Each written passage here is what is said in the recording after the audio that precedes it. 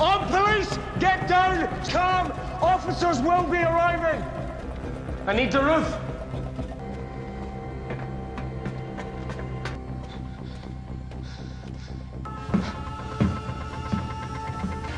All police! It's over. Don't!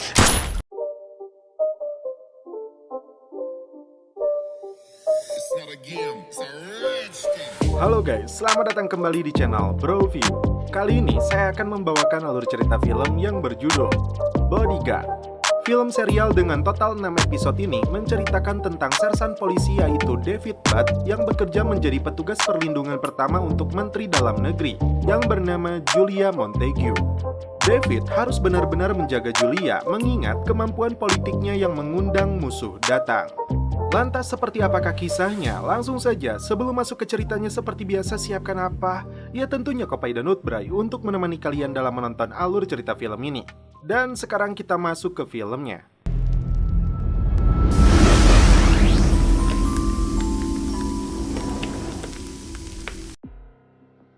Di awal film, ditampilkan seorang polisi metropolitan Inggris bernama David Butt yang sedang melakukan perjalanan pulang dengan kedua anaknya menggunakan kereta api. Karena merasa ada yang tidak beres saat melihat petugas kereta, David menitipkan kedua anaknya kepada penumpang di sebelahnya. David menyebutkan identitasnya kepada petugas kereta ini yang bernama Sandra. Sebagai komandan senjata operasional pasukan khusus, David ingin membantunya karena dia melihat orang yang dicurigai itu pria Asia yang duduk satu gerbong dengannya. Dan kini dia sedang berada di toilet. Sandra menyebutkan polisi lalu lintas Inggris memberitahunya ada penumpang yang hendak melakukan bom bunuh diri di kereta dengan tujuan London ini. Tim khusus SC-019 meminta Sandra menghentikan kereta ini di lokasi terpencil, di Barnet Shed sekitar 7 menit lagi. David khawatir bom itu akan diledakkan di dalam gerbong kereta yang bisa memakan banyak korban. Untuk mencegah hal tersebut, David meminta nomor ponsel Sandra untuk membuat rencana. Sementara itu, tim pasukan khusus dan puluhan polisi telah bersiap menunggu kedatangan kereta di lokasi. Setelah melihat kedua anaknya yang tertidur, David mendekati toilet yang terisi oleh terduga pelaku. Saat menghubungi Sandra, tiba-tiba sinyal ponselnya menghilang, sedangkan waktu semakin mepet. Setelah sinyal kembali dia dapatkan, David langsung menghubungi Sandra agar bersiap-siap dengan aba-abanya untuk membuka pintu keluar. Dia khawatir jika kereta tiba-tiba melakukan pengereman, pelaku yang curiga akan meledakkan bomnya. Rencananya, David akan melempar keluar pelaku dalam hitungan detik sebelum bomnya diledakkan. Saat pelaku keluar, ternyata David membatalkan aksinya karena melihat pria ini tidak membawa bom. David langsung memberitahu Sandra agar diteruskan kepada aparat tentang ciri-ciri terduga pelaku itu ternyata tidak membawa bom. Karena masih penasaran, David kembali ke toilet untuk melakukan pengecekan di dalamnya.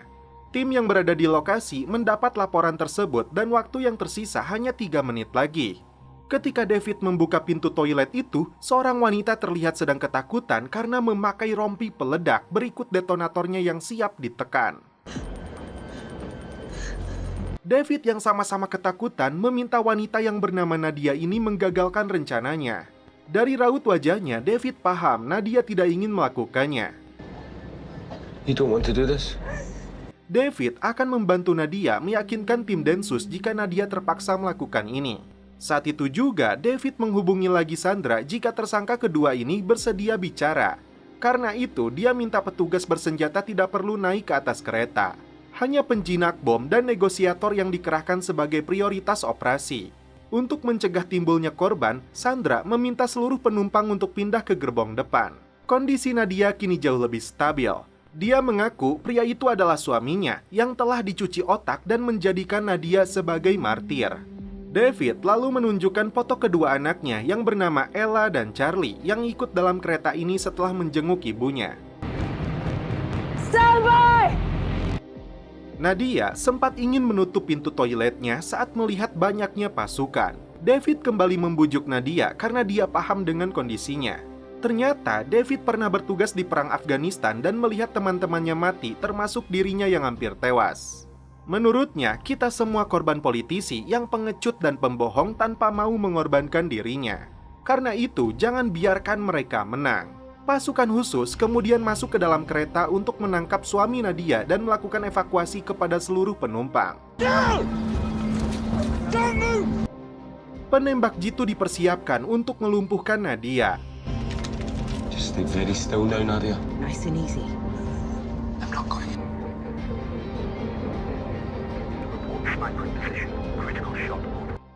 Saat komandan tim meminta David untuk mundur, dia tidak mau melakukannya. Karena David sadar sesuai prosedur Nadia bisa ditembak mati, dan dia tidak mau itu terjadi. David hanya minta penjinak yang mendekat. Untuk meyakinkan komandan ini, Nadia mengangkat tangannya sesuai arahan David. Sempat terjadi adu mulut antara David dan komandan tim khusus ini. Don't do this. Don't do this. Please. Akhirnya, David menarik Nadia keluar dari toilet dan sengaja menghalangi pandangan penembak jitu itu dengan memeluknya. Muslimah cantik ini tidak melakukan perlawanan dan justru merasa damai di pelukan Akang David. Expo. Penembak jitu akhirnya datang juga untuk melepaskan rompi bom itu dari tubuh Nadia. I'll be right here. This object in your hand is the initiation. No.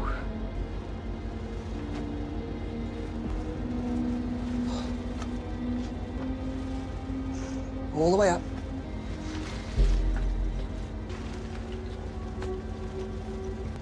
I need everyone out now. Open. Seluruh penumpang berhasil selamat termasuk Nadia, meskipun dia dan suaminya mesti mempertanggungjawabkan perbuatan mereka. He can't hurt you. No one's gonna hurt you. Dan ini semua berkat David. Singkat cerita, David mengantarkan kedua anaknya kepada istrinya yang bernama Vicky. Jika kalian pernah menonton Peaky Blinders, pasti tidak asing lagi dengan wanita ini. Ya, dia adalah Ada Selby, adik dari Thomas Lebel.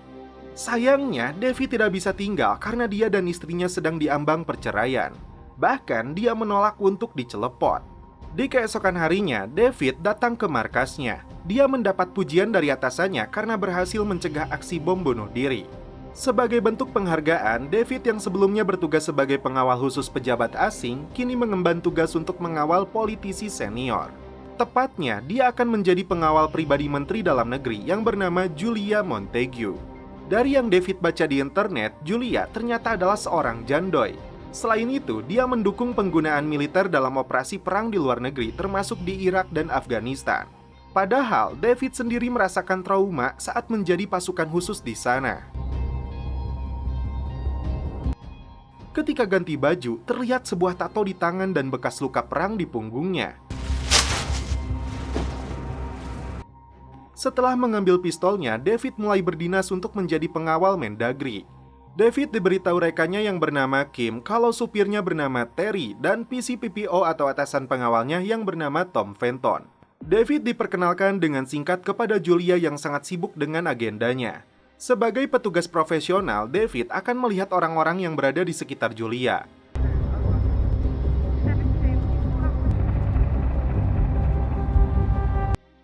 Di tengah perjalanan, David meminta sopir untuk memutar jalan. Cross the river and take the south circle. Dengan alasan penilaian resiko dinamis dengan tingkat ancaman kini. Tapi Julia menolak karena Terry yang sudah 3 tahun menjadi supirnya tahu rute tercepat. Sesuai SOP, David akan mengecek dengan detail ruangan yang digunakan Julia.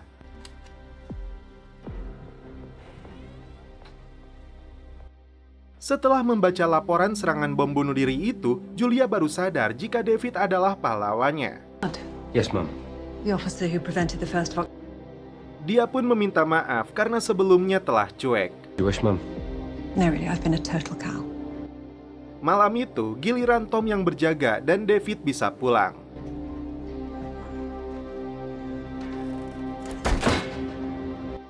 Kembali ke apartemennya, David menghubungi istrinya untuk menyelesaikan masalah mereka, tapi pintu hati Vicky sepertinya sudah tertutup hingga David pun emosi.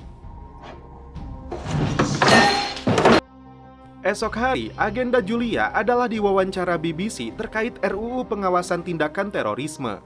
Rupanya, Perdana Menteri Inggris akan mundur, dan Julia berpeluang besar akan menggantikannya dengan kinerja yang lebih baik. 2 menit menjelang wawancara, asisten Julia yang bernama Dyson Channel menumpahkan kopi ke bajunya. Dan konyolnya, asisten wanita ini malah tertawa cengengesan.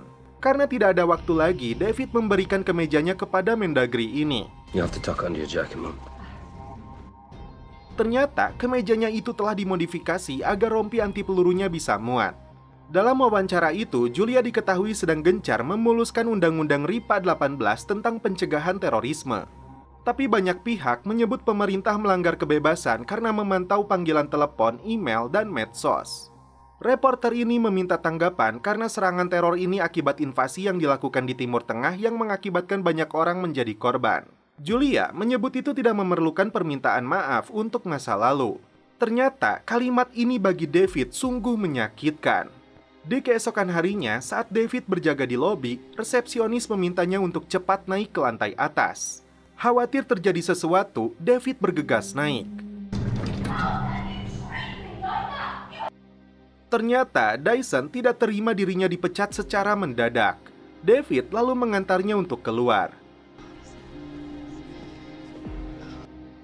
Saking bencinya, Dyson menyebut Julia sebagai sosiopat atau antisosial. Baru turun dari mobilnya, ketua WIP atau partai politik yang bernama Roger mencegat Julia setelah dia melihat wawancaranya di televisi. Julia dianggapnya telah menyimpang, padahal mereka menguasai bagian tengah. Julia beralasan Perdana Menteri bisa mengandalkan dukungannya. Roger tidak percaya karena Perdana Menteri sekarang melemah dan Julia ingin menggantikan posisinya. Demi keamanan, David meminta mereka berdua masuk. Tapi Roger malah mengejeknya. Dengan santuinya, David mengaku dia adalah ras campuran. Merasa kalah debat, Roger menghubungi seseorang yang bernama John. Karena dia merekam pembicaraannya dengan salah satu PPO atau pengawal. Di malam hari, Julia memuji David karena berkat aksinya, Nadia yang masih hidup kini menjadi sumber informasi bagi aparat. David yang penasaran bertanya kepada Julia tentang pernyataannya perihal Timur Tengah. Dia menjawab berusaha melakukan hal yang benar meskipun harus mengambil keputusan yang sulit. I'll do what's required.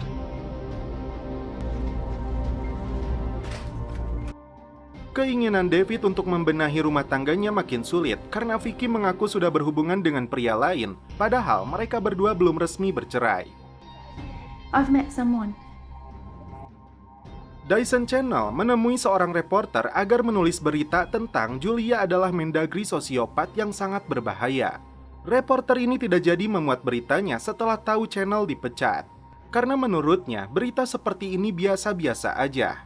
David menemui teman semasa menjadi pasukan khusus di Afghanistan yang bernama Sirkus yang tergabung dengan komunitas anti perang. Terlihat bekas luka di wajahnya sangat parah. Temannya ini kecewa karena David menjadi pengawal pejabat yang disebutnya bajingan. Alasannya masuk akal karena mereka berdua adalah bagian kecil dari korban politik. Dan setelah itu, film pun berlanjut ke episode 2. Sebelum dinas, David mengantar kedua anaknya ke sekolah. Charlie tidak mau turun dari mobil karena di sekolah dia diejek teman-temannya. Saat bertugas mengawal Mendagri, David ditelepon Vicky berkali-kali hingga dia diizinkan Julia untuk mengangkat ponselnya.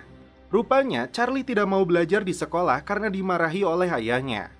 Dan mereka harus mencari sekolah SLB yang bagus untuk Charlie minimal selama setahun. Pagi ini, Julia akan melakukan rapat dengan sejumlah pihak. Tapi sebelum itu, dia melakukan pertemuan tertutup dengan orang intelijen karena ancaman teroris ke salah satu sekolah di London. Dan lokasi yang ditargetkan itu tempat kedua anaknya David sekolah. Kemungkinan besar mereka melancarkan serangan balas dendam karena David berhubungan dengan penggagalan serangan bom bunuh diri di kereta tanggal 1 Oktober lalu. Menurut pengalamannya, bocornya informasi ini bisa jadi karena petugas polisi gagal berkomunikasi dengan aman atau ada petugas yang dapat disuap atau diperas. Karena itu, mereka sepakat merahasiakan dulu informasi ini kepada polisi. Julia kemudian melakukan rapat penting dengan sejumlah pihak, di antaranya Mike Travis, Menteri Penangkalan Terorisme, Stephen Hunter, Direktur Jenderal Dinas Keamanan Intelijen, yang tadi memberikan informasi kepada Julia, dan Anne Sampson, Komandan Cabang Penangkalan Terorisme dari kepolisian. Dia melaporkan, kedua tersangka pengeboman belum memberikan informasi yang berarti agar aparat bisa membekuk kaki tangan atau otak dari serangan 1 Oktober lalu. Stephen meminta pihaknya yang mengambil alih kedua tersangka itu. Tapi mereka sepakat ini jadi kewenangan pihak kepolisian bukan intelijen. Anne bergegas ke markas polisi setelah mendapat informasi adanya mobil yang mencurigakan sesuai dengan metadata dan enkripsi pelaku penyerangan. Orang mereka di lapangan membuntuti mobil tersebut. Anne memerintahkan pasukan khusus SCO-19 untuk pergi ke sebuah stasiun lokasi pertemuan para terduga ini. Tim di lapangan memberikan informasi tersangka pindah ke sebuah mobil box besar warna putih. Now driving a white LGV. Repeats. Dan ternyata tujuan mereka bukan ke arah stasiun, tapi sekolah dasar Hitbank di mana kedua anak David sedang belajar. Tim di lapangan berupaya menggagalkan serangan ini.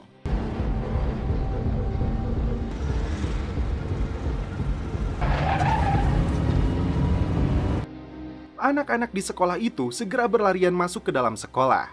Untungnya, satu mobil polisi melepaskan tembakan untuk melumpuhkan tersangka.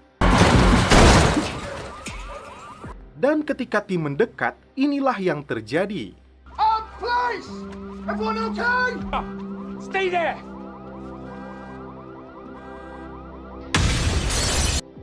Setelah itu, Mike memberikan laporan kepada Julia.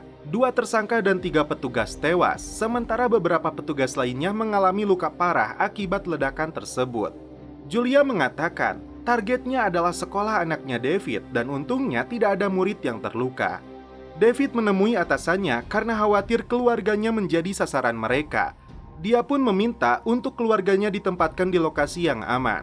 Seharusnya keterlibatan David dalam penggagalan bom di dalam kereta itu menjadi rahasia. Tapi ada pihak yang sepertinya membocorkan identitasnya.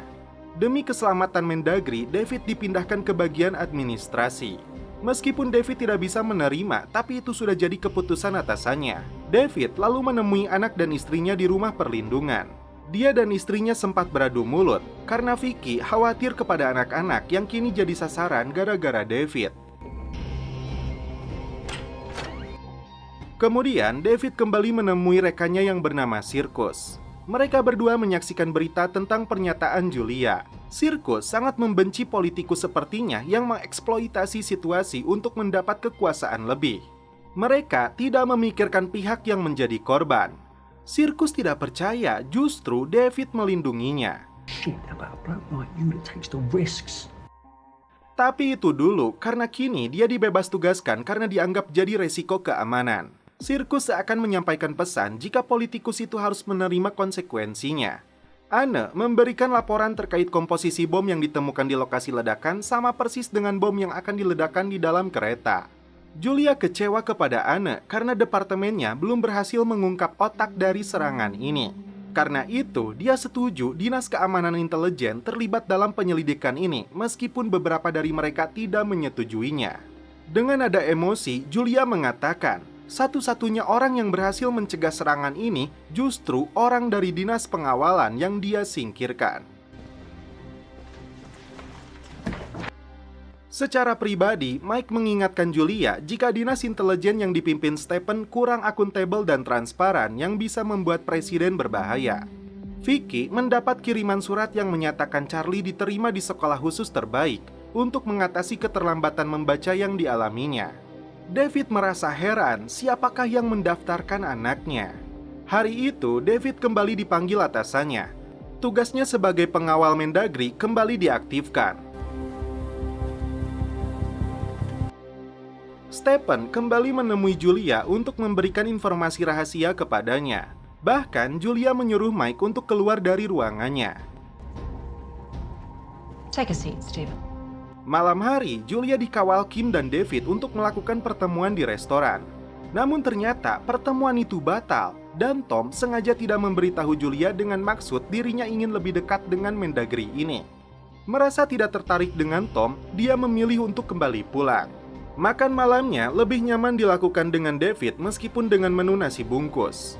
Keduanya sama-sama curhat dengan masalah pasangannya yang berakhir dengan perceraian. David berterima kasih karena Julia sudah mendaftarkan anaknya ke sekolah khusus terbaik. Esok hari, Julia melakukan pertemuan dengan Perdana Menteri.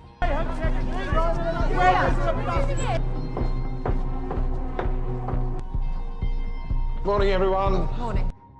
Setelah itu, dia melakukan perjalanan dinas lainnya. David sempat bertanya, dari mana Julia mengetahui nama sekolah anaknya.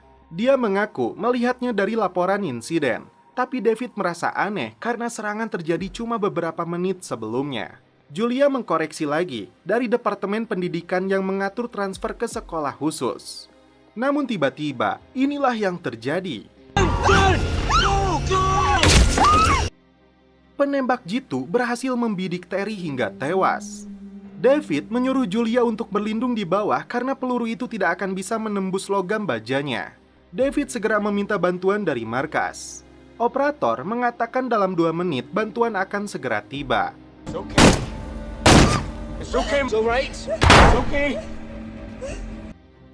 David lalu keluar menggunakan ponselnya untuk memotret lokasi pelaku yang ternyata berada di atap gedung. David memberikan lokasi penembak jitu itu kepada markas. Karena sudah 2 menit bantuan tak kunjung tiba, David membawa mobilnya ke lokasi yang aman.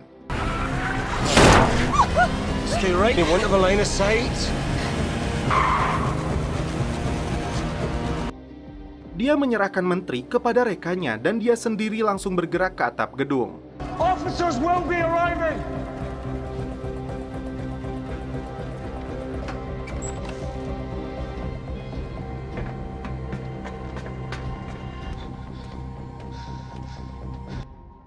Dengan senjata itu, David bersiap untuk menciduk pelakunya yang ternyata adalah Sirkus, rekan militernya saat bertugas di Afghanistan. Tidak ingin ditangkap hidup-hidup, Sirkus meminta David untuk menghentikan Julia. Dan setelah itu, dia menembak kepalanya sendiri. Don't! Setelah serangan tersebut, David pulang ke apartemennya. Dia sembunyikan pistol miliknya di dalam dinding yang dielem, tapi belum jelas apa alasannya. David dipanggil Julia yang berlindung di sebuah hotel dengan keamanan sangat ketat. Julia bertanya, siapakah pejabat yang berwenang memperlambat bantuan kepada mereka di saat kondisi sedang genting? Ternyata pejabat itu adalah Anne. David berpikir, mungkin ada alasan yang jelas kenapa bantuan datang terlambat. Julia yang masih trauma membolehkan David untuk menyentuhnya karena dia bukanlah ratu. Dan setelah itu, mereka pun celepot. Di keesokan hari, Julia melakukan konferensi pers terkait serangan terhadap dirinya yang tidak menyurutkan tekadnya untuk memuluskan Undang-Undang RIPA 18 tentang pencegahan terorisme. Mike yang melihat dari atas nyatanya berseberangan dengan Mendagri. David dipanggil atasannya karena berkat aksinya dia akan mengusulkan medali penghargaan untuknya. Anne yang berada di sana meminta informasi dari David tentang pertemuan Julia dan Stephen yang dilakukan secara tertutup. Mereka khawatir Dinas Keamanan Intelijen itu menyembunyikan sesuatu yang berbahaya. Karena itu, mereka meminta David menjadi informannya. Yang perlu David ketahui, Dinas Keamanan sudah mengetahui rencana serangan ke sekolah anaknya, tapi Julia yang diberitahu Stephen merahasiakannya kepada mereka. Padahal, tindakan pencegahan bisa dilakukan lebih awal. Apakah itu artinya Julia membiarkan anak-anak David menjadi korban? Malam hari, Julia kembali ke kamar hotelnya dan David berada di kamar sebelahnya. Kabar baiknya, kedua kamar itu terhubung dengan pintu dan langsung saja mereka pun celepot. Dan setelah itu, film pun berlanjut ke episode selanjutnya.